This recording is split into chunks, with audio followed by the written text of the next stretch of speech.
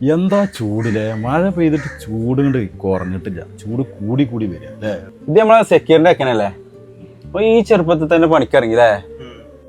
അല്ലടാ, ഓന്റെ വാപ്പ ഇപ്പൊ പണിക്കോല്ലേ? നിങ്ങളൊന്നും അറിഞ്ഞിട്ടില്ലേ? ഒരു വാപ്പല്ലേ കഴിഞ്ഞ മാസം മരിച്ചത് തന്നെ? അല്ലാ, ഞാൻ അതൊന്നും അറിഞ്ഞിട്ടില്ല കേട്ടോ. അതിപ്പോ പറയാക്കല്ലോ കുഞ്ഞിപ്പോ എന്താ വെച്ചാലേ ലോണൊക്കെ എടുത്തിട്ട് നല്ല ബിസിനസ്സും കാര്യങ്ങളൊക്കെ ആയിട്ടുള്ള ഉഷാറായിട്ട് പോവുകയാണ്. അതിന്റെ അടിയിലാണ് ആ ചങ്ങ ആക്സിഡന്റ് ആയി മരിച്ചും ചെയ്തു. വൈഫിനാണെങ്കിൽ ജോലിയില്ല, മക്കളെ പഠിപ്പിച്ചാണെങ്കിൽ പൈസ ഇല്ല. പിന്നെ ആ ചെക്കൻ ജോലിക്ക് ഇറങ്ങല്ല, ഇപ്പൊ എന്താ കാട്ടുക? മനുഷ്യന്മാരുടെ അവസ്ഥ ഇത്ര ഉള്ളൂല്ലേ, ഒന്നും പറയാൻ പറ്റില്ല. എന്താ ചെയ്യാമോ?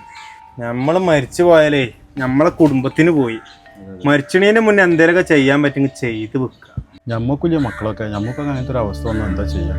പൈസല ഈ മരണം ഒന്നും എപ്പോഴാ വരിക നമുക്ക് പറയാൻ പറ്റില്ല. അതിന് ഞാൻ ടേം ഇൻഷുറൻസ് ഞാൻ എടുത്തു. അല്ല, അതെങ്ങനെ സംഭവം? നിങ്ങൾക്ക് വേണമെങ്കിലേ അതിന്റെ ലിങ്ക് ഒക്കെ ഞാൻ ബയോ കൊടുത്തു.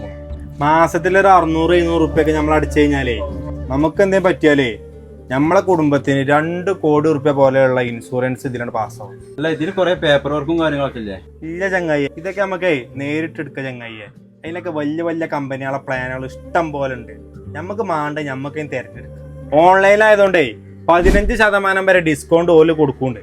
എന്നാ എനിക്കും വേണമെന്ന് എടുക്കാം.